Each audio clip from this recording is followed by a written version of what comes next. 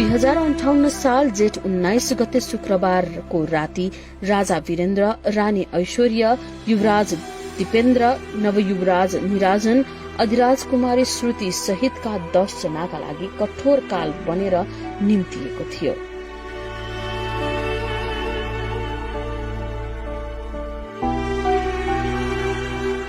घटनामा राजा वीरेन्द्रका कान्छा भाइ वीरेन्द्र शाह, राजपरिवारका सदस्यहरू शान्ति, श्रद्धा, जयन्ती र श्रद्धाका पति कुमार खड्ग विक्रम शाहलाई गोली हानेर मारिएको थियो।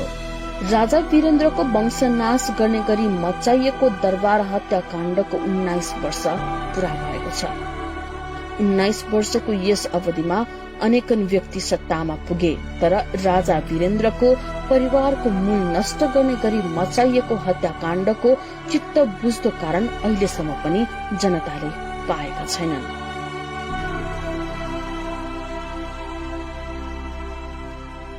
नेपालको इतिहासकै कालो दिनका रूपमा अंकित जेठ 19 मा भएको घटनाबारे अझै पनि नेपालीको मन सन्तुष्ट हुने गरी तथ्य बाहिर आउन सकेको छैन। हुन त राजा वीरेन्द्रका सहोदर भाइ ज्ञानेन्द्र स्वयं हत्याकाण्डपछि राजा बने, तर मानिसलाई पत्यार लाग्ने गरी उनले पनि घटनाको छानबिन गराउन सकेनन्।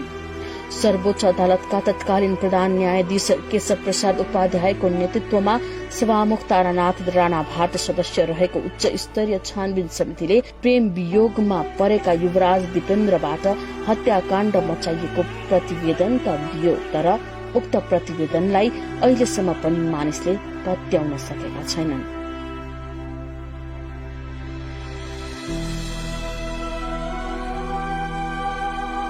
ज्ञानेन्द्र बाहेक नै पनि यो कालखण्डमा दर्जनौं व्यक्ति प्रधानमन्त्री बनेर सत्ता सम्हाले, तर कसैले पनि त्यस हत्याकाण्डको उचित छानबिन गराएनन् र गराउन पनि सकेनन्। वीरेन्द्रको वंशनाश भएको नारायण हिटी दरबारको प्रांगणमा उभिएर इतिहासकै सबैभन्दा ठूलो हत्याकाण्डको तथ्य सार्वजनिक गर्ने आश्वासन प्रत्येक जसो शासकले दिए, तर दण्डहीनताको जालोमा लपेटिएको नेपाली सत्ताले यो घटनालाई पनि उसै गरी छाडिदियो जसरी अरू सैकडौं घटनाहरू न्याय नपाएर इतिहासको गर्भमा विलिप्त भए। नेपाली जनताको मनमा विकासवादी, शान्ति प्रेमी र एक शालीन राजाका रूपमा स्थापित वीरेन्द्र अन्तर्राष्ट्रिय जगतमा पनि उत्तिकै लोकप्रिय मानिन्थे, तर उक्त अकल्पनीय काल रात्रिपछि उनी संसारमै एउटा दुखद घटनाबाट परिचित रहे।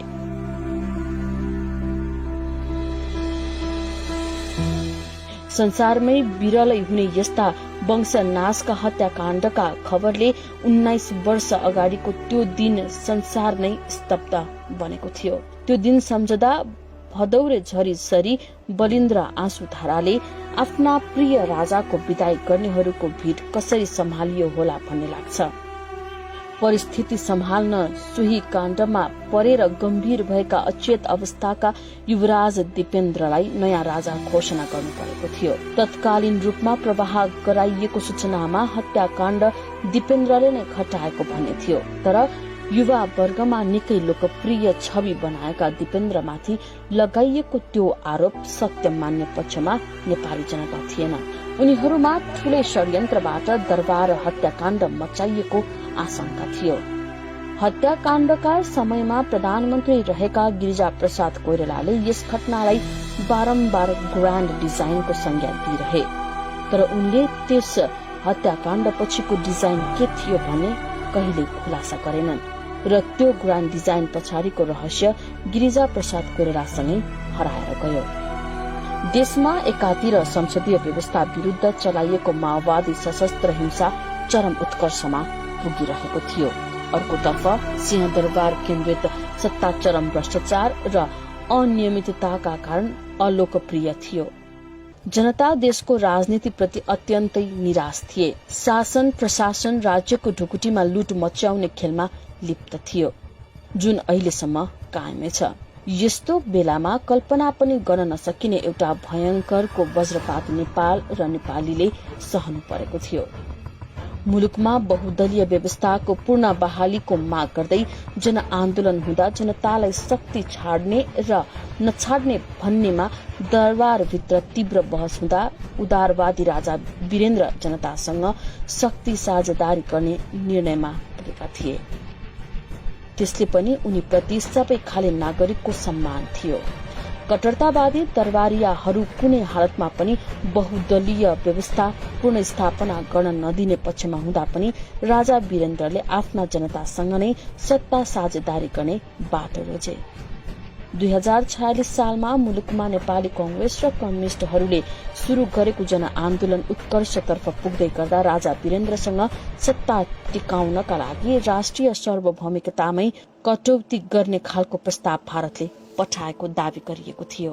उक्त प्रस्तावपछि राजा वीरेन्द्र मुलुकको सार्वभौमिकता कटौती हुने विदेशी प्रस्तावमा लम्पसार परेर सत्ता टिकाउने भन्दा दलका नेताहरूसँग साझेदारी गर्ने पक्षमा उभिएको तथ्यहरू स्थापित भइसकेका छन्। आजभन्दा 75 वर्ष अघि विक्रम सम्वत 2020 साल पुष 14 गते पिता महेन्द्र र माता इन्द्र राज्य लक्ष्मी शाहको जेठा सन्तानका रूपमा जन्मिएका वीरेन्द्रले विक्रम सम्वत 2028 सालमा बाबु राजा महेन्द्रको निधनपछि राजा बनेर राजवंशको परम्परा सम्हालेका थिए।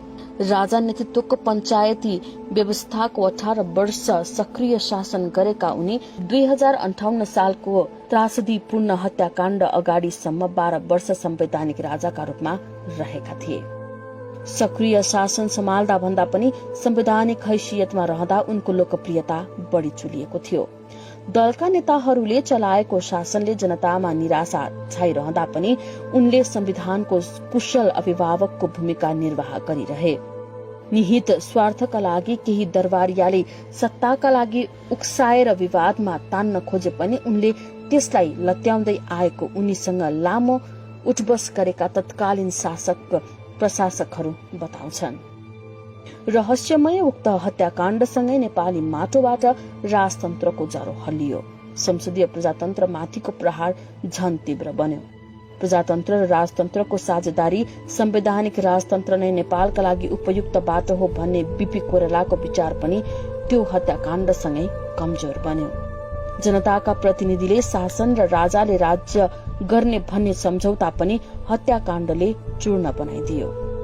वीरेन्द्रको वंशनाशपछि राजवंश सम्हाल्न आएका उनकै भाइ ज्ञानेन्द्रले दाइको स्थानमा नबस्ने भन्दै आफ्ना पिता महेन्द्रको सक्रिय शासनको बाटो पछ्याए। यस्तै राजतन्त्र र दलहरूको दूरी बढायो। मौकाको ताकमा रहेको माओवादी अनेकन षड्यन्त्रको सिद्धान्त प्रयोग गर्दै परम्परागत राज्य सत्तालाई कमजोर बनाउन सफल पनि भयो। नेपालमा प्रजातन्त्र र संवैधानिक राजतन्त्र रहेको हेर्न नचाहने देशी विदेशीहरूको गठजोडबाट अन्ततः नेपालबाट राजतन्त्रले नै बिदा पायो। विपरीत ध्रुवका विचार बोकेका कांग्रेस र कम्युनिष्टका बीच मेल भयो। मुलुकमा परम्परागत संसदीय प्रजातन्त्रको स्थापना वर्णसंकर व्यवस्थाको गाड थपियो।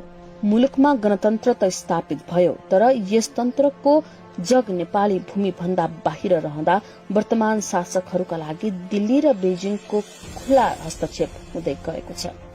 दक्षिणको भारतले कालापानी, पश्चिम काली पूर्वको नेपाली भूमिमा कब्जा जमाउँदा उत्तरी चीनले सगरमाथा आफ्नो भूमिमा रहेको प्रचार छेडेको छ।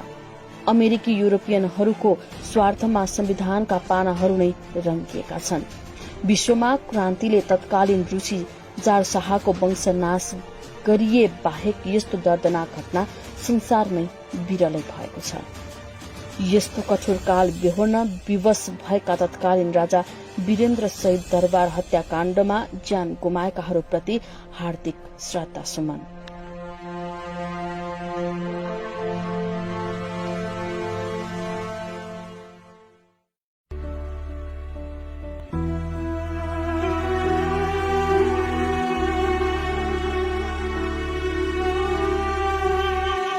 दुई 2058 साल जेठ 19 गते शुक्रबारको राति राजा वीरेन्द्र, रानी ऐश्वर्य, युवराज दिपेन्द्र, नवयुवराज निराजन, अधिराज कुमारी श्रुति सहितका 10 जनाका लागि कठोर काल बनेर निम्तिएको थियो।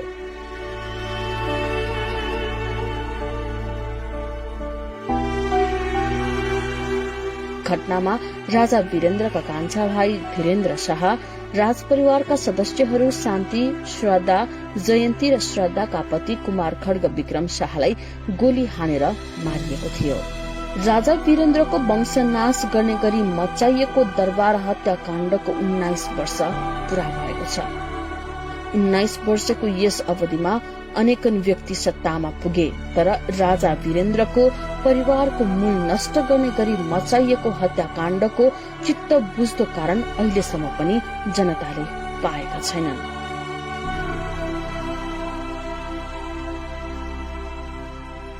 नेपालको इतिहासकै कालो दिनका रूपमा अंकित जेठ 19 मा भएको घटनाबारे अझै पनि नेपालीको मन सन्तुष्ट हुने गरी तथ्य बाहिर आउन सकेको छैन। हुन त राजा वीरेन्द्रका सहोदर भाइ ज्ञानेन्द्र स्वयं हत्याकाण्डपछि राजा बने, तर मानिसलाई पत्यार लाग्ने गरी उनले पनि घटनाको छानबिन गराउन सकेनन्। सर्वोच्च अदालतका तत्कालीन प्रधान न्यायाधीश केशव प्रसाद उपाध्यायको नेतृत्वमा सभामुख तारानाथ राणा भाट सदस्य रहेको उच्च स्तरीय छानबिन समितिले प्रेम वियोगमा परेका युवराज दिपेन्द्रबाट हत्याकाण्ड मचाइएको प्रतिवेदन त दियो, तर उक्त प्रतिवेदनलाई अहिलेसम्म पनि मानिसले पत्याउन सकेका छैनन्।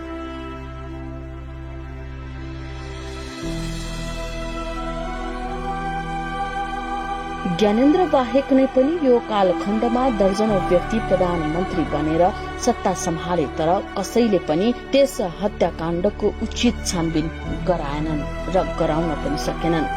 वीरेन्द्रको वंशनाश भएको नारायण हिटी दरबारको प्रांगणमा उभिएर इतिहासकै सबैभन्दा ठूलो हत्याकाण्डको तथ्य सार्वजनिक गर्ने आश्वासन प्रत्येक जसो शासकले दिए, तर दण्डहीनताको जालोमा लपेटिएको नेपाली सत्ताले यो घटनालाई पनि उसै गरी छाडिदियो जसरी अरू सैकडौं घटनाहरू न्याय नपाएर इतिहासको गर्भमा विलिप्त भए। नेपाली जनताको मनमा विकासवादी, शान्ति प्रेमी र एक शालीन राजाका रूपमा स्थापित वीरेन्द्र अन्तर्राष्ट्रिय जगतमा पनि उत्तिकै लोकप्रिय मानिन्थे, तर उक्त अकल्पनीय काल रात्रिपछि उनी संसारमै एउटा दुखद घटनाबाट परिचित रहे।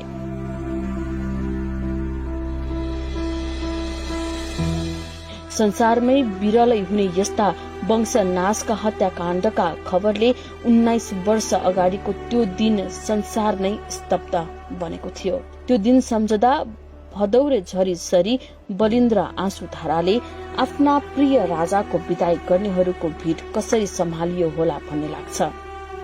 परिस्थिति सम्हाल्न सोही काण्डमा परेर गम्भीर भएका अचेत अवस्थाका युवराज दिपेन्द्रलाई नयाँ राजा घोषणा गर्नु परेको थियो। तत्कालीन रूपमा प्रवाह गराइएको सूचनामा हत्याकाण्ड दिपेन्द्रले नै घटाएको भन्ने थियो, तर युवा वर्गमा निकै लोकप्रिय छवि बनाएका दिपेन्द्रमाथि लगाइएको त्यो आरोप सत्य मान्ने पक्षमा नेपाली जनता थिएन।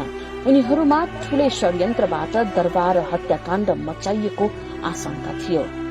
हत्याकाण्डका समयमा प्रधानमन्त्री रहेका गिरिजा प्रसाद कोइरालाले यस घटनालाई बारम्बार ग्रान्ड डिजाइनको संज्ञा दिइरहे, तर उनले त्यस हत्याकाण्ड पछिको डिजाइन के थियो भन्ने कहिले खुलासा गरेनन् र त्यो ग्रान्ड डिजाइन पछाडिको रहस्य गिरिजा प्रसाद कोइरालासँगै हराएर गयो। देशमा एकातिर संसदीय व्यवस्था विरूद्ध चलाइएको माओवादी सशस्त्र हिंसा चरम उत्कर्षमा पुगिरहेको थियो, अर्कोतर्फ सिंहदरबार केन्द्रित सत्ता चरम भ्रष्टाचार र अनियमितताका कारण अलोकप्रिय थियो। जनता देशको राजनीतिप्रति अत्यन्तै निराश थिए। शासन प्रशासन राज्यको ढुकुटीमा लुट मच्याउने खेलमा लिप्त थियो, जुन अहिलेसम्म कायमै छ। यस्तो बेलामा कल्पना पनि गर्न नसकिने एउटा भयंकरको वज्रपात नेपाल र नेपालीले सहनु परेको थियो। मुलुकमा बहुदलीय व्यवस्थाको पूर्ण बहालीको माग गर्दै जनआन्दोलन हुँदा जनतालाई शक्ति छाड्ने र नछाड्ने भन्नेमा दरबारभित्र तीव्र बहस हुँदा उदारवादी राजा वीरेन्द्र जनतासँग शक्ति साझेदारी गर्ने निर्णयमा पुगेका थिए। त्यसले पनि उनीप्रति सबै खाले नागरिकको सम्मान थियो। कट्टरतावादी दरबारियाहरू कुनै हालतमा पनि बहुदलीय व्यवस्था पुनर्स्थापना गर्न नदिने पक्षमा हुँदा पनि राजा वीरेन्द्रले आफ्ना जनतासँग नै सत्ता साझेदारी गर्ने बाटो रोजे। 2046 सालमा मुलुकमा नेपाली कांग्रेस र कम्युनिष्टहरूले शुरू गरेको जनआन्दोलन उत्कर्षतर्फ पुग्दै गर्दा राजा वीरेन्द्रसँग सत्ता टिकाउनका लागि राष्ट्रिय सार्वभौमिकतामै कटौती गर्ने खालको प्रस्ताव भारतले पठाएको दावी गरिएको थियो। उक्त प्रस्तावपछि राजा वीरेन्द्र मुलुकको सार्वभौमिकता कटौती हुने विदेशी प्रस्तावमा लम्पसार परेर सत्ता टिकाउने भन्दा दलका नेताहरूसँग साझेदारी गर्ने पक्षमा उभिएको तथ्यहरू स्थापित भइसकेका छन्। आजभन्दा 75 वर्ष अघि विक्रम सम्वत 2020 साल पुष 14 गते पिता महेन्द्र र माता इन्द्र राज्य लक्ष्मी शाहको जेठा सन्तानका रूपमा जन्मिएका वीरेन्द्रले विक्रम सम्वत 2028 सालमा बाबु राजा महेन्द्रको निधनपछि राजा बनेर राजवंशको परम्परा सम्हालेका थिए। राजा नेतृत्वको पञ्चायती व्यवस्थाको 18 वर्ष सक्रिय शासन गरेका उनी 2058 सालको त्रासदीपूर्ण हत्याकाण्ड अगाडिसम्म 12 वर्ष संवैधानिक राजाका रूपमा रहेका थिए। सक्रिय शासन सम्हाल्दा भन्दा पनि संवैधानिक हैसियतमा रहँदा उनको लोकप्रियता बढ़ी चुलिएको थियो। दलका नेताहरूले चलाएको शासनले जनतामा निराशा छाइरहँदा पनि उनले संविधानको कुशल अभिभावकको भूमिका निर्वाह गरिरहे। निहित स्वार्थका लागि केही दरबारियाले सत्ताका लागि उक्साएर विवादमा तान्न खोजे पनि उनले त्यसलाई लत्याउँदै आएको उनीसँग लामो उठबस गरेका तत्कालीन शासक प्रशासकहरू बताउँछन्। रहस्यमय उक्त हत्याकाण्डसँगै नेपाली माटोबाट राजतन्त्रको जरो हल्लियो। संसदीय प्रजातन्त्र माथिको प्रहार झन तीव्र बन्यो। प्रजातन्त्र र राजतन्त्रको साझेदारी संवैधानिक राजतन्त्र नै नेपालका लागि उपयुक्त बाटो हो भन्ने बीपी कोइरालाको विचार पनि त्यो हत्याकाण्डसँगै कमजोर बन्यो। जनताका प्रतिनिधिले शासन र राजाले राज्य गर्ने भन्ने सम्झौता पनि हत्याकाण्डले चूर्ण बनाइदियो। वीरेन्द्रको वंशनाशपछि राजवंश सम्हाल्न आएका उनकै भाइ ज्ञानेन्द्रले दाइको स्थानमा नबस्ने भन्दै आफ्ना पिता महेन्द्रको सक्रिय शासनको बाटो पछ्याए। यस्तै राजतन्त्र र दलहरूको दूरी बढायो। मौकाको ताकमा रहेको माओवादी अनेकन षड्यन्त्रको सिद्धान्त प्रयोग गर्दै परम्परागत राज्य सत्तालाई कमजोर बनाउन सफल पनि भयो। नेपालमा प्रजातन्त्र र संवैधानिक राजतन्त्र रहेको हेर्न नचाहने देशी विदेशीहरूको गठजोडबाट अन्ततः नेपालबाट राजतन्त्रले नै विदा पायो। विपरीत ध्रुवका विचार बोकेका कांग्रेस र कम्युनिष्टका बीच मेल भयो। मुलुकमा परम्परागत संसदीय प्रजातन्त्रको स्थापना वर्णसंकर व्यवस्थाको गाड थपियो। मुलुकमा गणतन्त्र त स्थापित भयो, तर यस तन्त्रको जग नेपाली भूमि भन्दा बाहिर रहँदा वर्तमान शासकहरूका लागि दिल्ली र बेजिङको खुला हस्तक्षेप हुँदै गएको छ। दक्षिणको भारतले कालापानी, पश्चिम काली पूर्वको नेपाली भूमिमा कब्जा जमाउँदा उत्तरी चीनले सगरमाथा आफ्नो भूमिमा रहेको प्रचार छेडेको छ। अमेरिकी युरोपियनहरूको स्वार्थमा संविधानका पानाहरू नै रंगिएका छन्। विश्वमा क्रान्तिले तत्कालीन रूसी जार शाहको वंशनाश गरिए बाहेक यस्तो दर्दनाक घटना संसारमै विरलै भएको छ। यस्तो कठोर काल बेहोर्न विवश भएका तत्कालीन राजा वीरेन्द्र सहित दरबार हत्याकाण्डमा ज्यान गुमाएकाहरूप्रति हार्दिक श्रद्धा सुमन।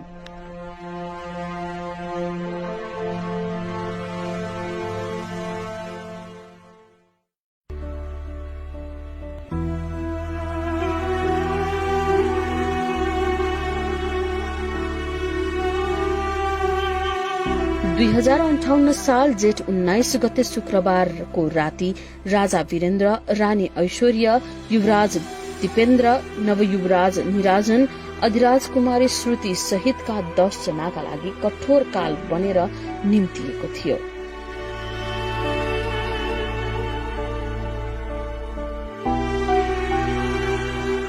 घटनामा राजा वीरेन्द्रका कान्छा भाइ धीरेन्द्र शाह, राजपरिवारका सदस्यहरू शान्ति, श्रद्धा, जयन्ती र श्रद्धाका पति कुमार खड्ग विक्रम शाहलाई गोली हानेर मारिएको थियो।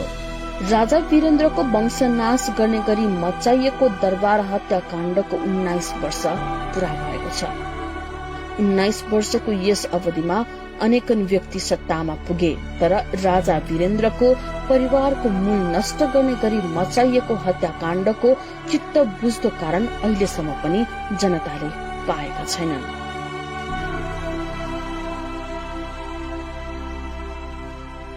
नेपालको इतिहासकै कालो दिनका रूपमा अंकित जेठ 19 भएको घटनाबारे अझै पनि नेपालीको मन सन्तुष्ट हुने गरी तथ्य बाहिर आउन सकेको छैन।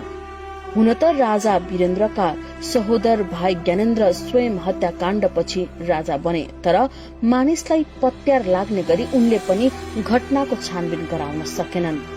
सर्वोच्च अदालतका तत्कालीन प्रधान न्यायाधीश केशव प्रसाद उपाध्यायको नेतृत्वमा सभामुख तारानाथ राणा भाट सदस्य रहेको उच्च स्तरीय छानबिन समितिले प्रेम वियोगमा परेका युवराज दिपेन्द्रबाट हत्याकाण्ड मचाइएको प्रतिवेदन त दियो, तर उक्त प्रतिवेदनलाई अहिलेसम्म पनि मानिसले पत्याउन सकेका छैनन्।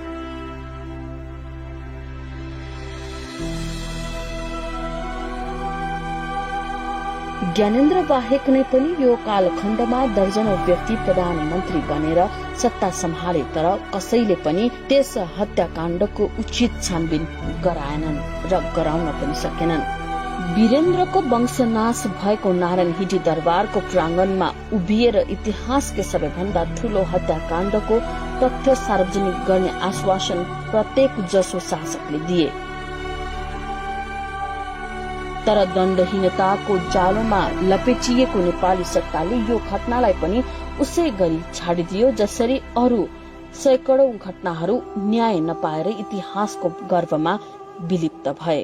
नेपाली जनताको मनमा विकासवादी, शान्ति प्रेमी र एक शालीन राजाका रूपमा स्थापित वीरेन्द्र अन्तर्राष्ट्रिय जगतमा पनि उत्तिकै लोकप्रिय मानिन्थे, तर उक्त अकल्पनीय काल रात्रिपछि उनी संसारमै एउटा दुखद घटनाबाट परिचित रहे।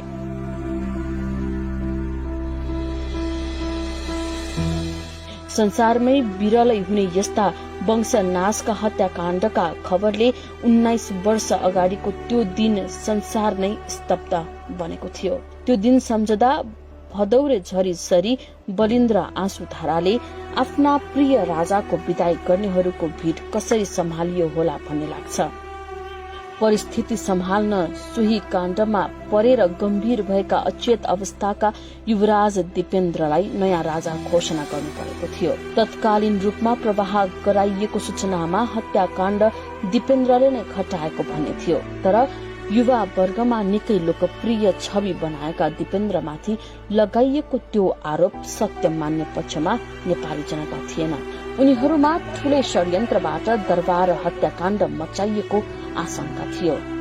हत्याकाण्डका समयमा प्रधानमन्त्री रहेका गिरिजा प्रसाद कोइरालाले यस घटनालाई बारम्बार ग्रान्ड डिजाइनको संज्ञा दिइरहे, तर उनले त्यस हत्याकाण्ड पछिको डिजाइन के थियो भन्ने कहिले खुलासा गरेनन् र त्यो ग्रान्ड डिजाइन पछाडिको रहस्य गिरिजा प्रसाद कोइरालासँगै हराएर गयो। देशमा एकातिर संसदीय व्यवस्था विरुद्ध चलाइएको माओवादी सशस्त्र हिंसा चरम उत्कर्षमा पुगिरहेको थियो, अर्कोतर्फ सिंहदरबार केन्द्रित सत्ता चरम भ्रष्टाचार र अनियमितताका कारण अलोकप्रिय थियो। जनता देशको राजनीति प्रति अत्यन्तै निराश थिए। शासन प्रशासन राज्यको ढुकुटीमा लुट मच्याउने खेलमा लिप्त थियो, जुन अहिलेसम्म कायमै छ। यस्तो बेलामा कल्पना पनि गर्न नसकिने एउटा भयंकरको वज्रपात नेपाल र नेपालीले सहनु परेको थियो। मुलुकमा बहुदलीय व्यवस्थाको पूर्ण बहालीको माग गर्दै जनआन्दोलन हुँदा जनतालाई शक्ति छाड्ने र नछाड्ने भन्नेमा दरबारभित्र तीव्र बहस हुँदा उदारवादी राजा वीरेन्द्र जनतासँग शक्ति साझेदारी गर्ने निर्णयमा पुगेका थिए। त्यसले पनि उनीप्रति सबै खाले नागरिकको सम्मान थियो।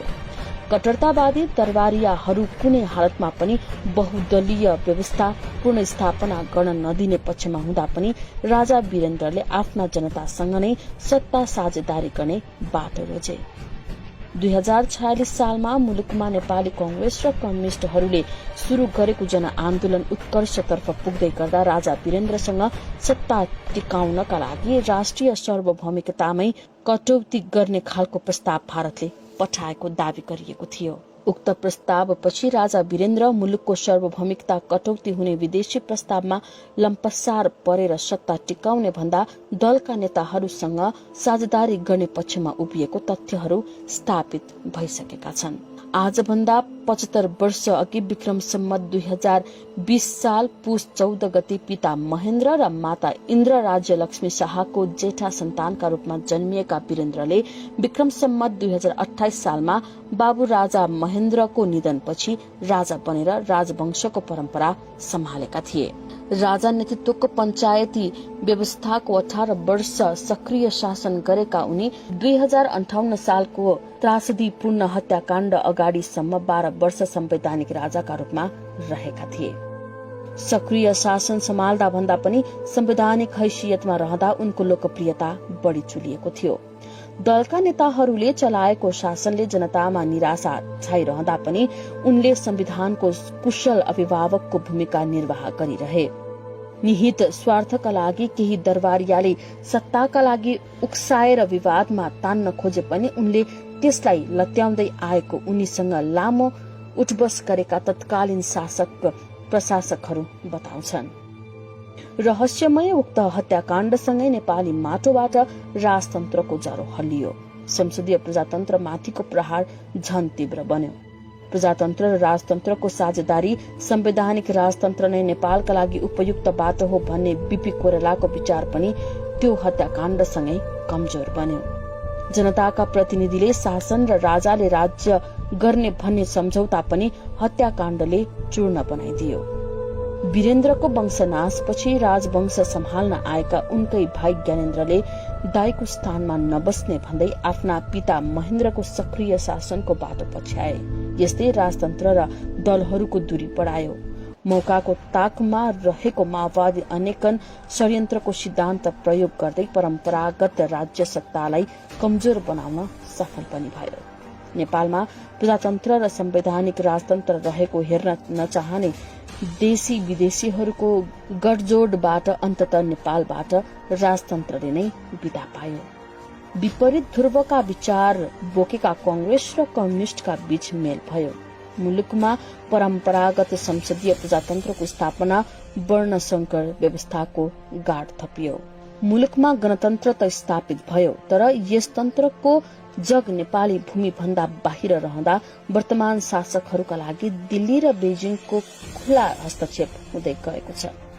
दक्षिणको भारतले कालापानी, पश्चिम काली पूर्वको नेपाली भूमिमा कब्जा जमाउँदा उत्तरी चीनले सगरमाथा आफ्नो भूमिमा रहेको प्रचार छेडेको छ।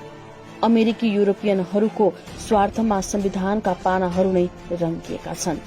विश्वमा क्रान्तिले तत्कालीन रूसी जार शाहको वंशनाश गरिए बाहेक यस्तो दर्दनाक घटना संसारमै विरलै भएको छ। यस्तो कठोर काल बेहोर्न विवश भएका तत्कालीन राजा वीरेन्द्र सहित दरबार हत्याकाण्डमा ज्यान गुमाएकाहरूप्रति हार्दिक श्रद्धा सुमन।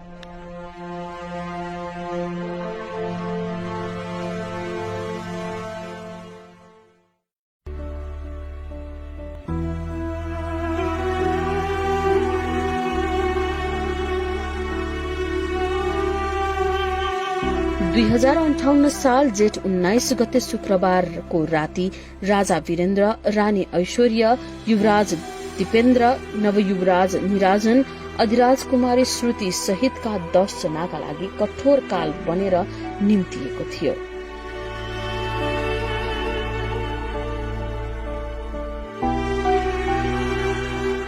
घटनामा राजा वीरेन्द्रका कान्छा भाइ वीरेन्द्र शाह, राजपरिवारका सदस्यहरू शान्ति, श्रद्धा, जयन्ती र श्रद्धाका पति कुमार खड्ग विक्रम शाहलाई गोली हानेर मारिएको थियो।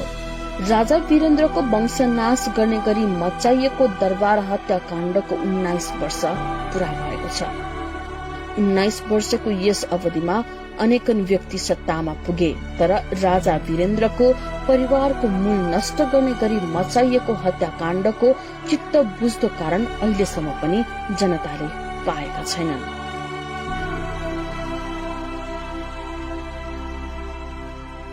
नेपालको इतिहासकै कालो दिनका रूपमा अंकित जेठ 19 भएको घटनाबारे अझै पनि नेपालीको मन सन्तुष्ट हुने गरी तथ्य बाहिर आउन सकेको छैन। हुन त राजा वीरेन्द्रका सहोदर भाइ ज्ञानेन्द्र स्वयं हत्याकाण्डपछि राजा बने, तर मानिसलाई पत्यार लाग्ने गरी उनले पनि घटनाको छानबिन गराउन सकेनन्। सर्वोच्च अदालतका तत्कालीन प्रधान न्यायाधीश केशव प्रसाद उपाध्यायको नेतृत्वमा सभामुख तारानाथ राणाभाट सदस्य रहेको उच्च स्तरीय छानबिन समितिले प्रेम वियोगमा परेका युवराज दिपेन्द्रबाट हत्याकाण्ड मचाइएको प्रतिवेदन त दियो, तर उक्त प्रतिवेदनलाई अहिलेसम्म पनि मानिसले पत्याउन सकेका छैनन्।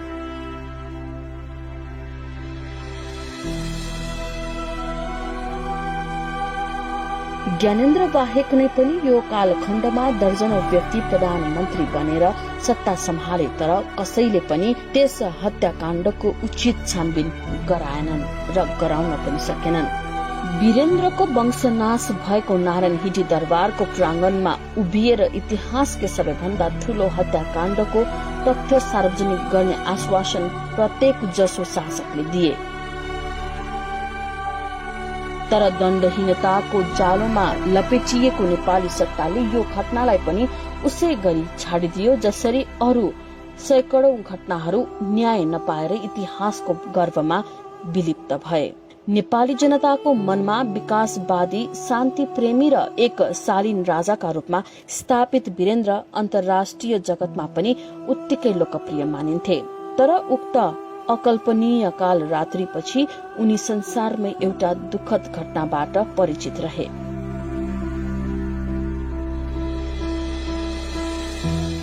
संसारमै विरलै हुने यस्ता वंशनाशका हत्याकाण्डका खबरले 19 वर्ष अगाडिको त्यो दिन संसार नै स्तब्ध बनेको थियो।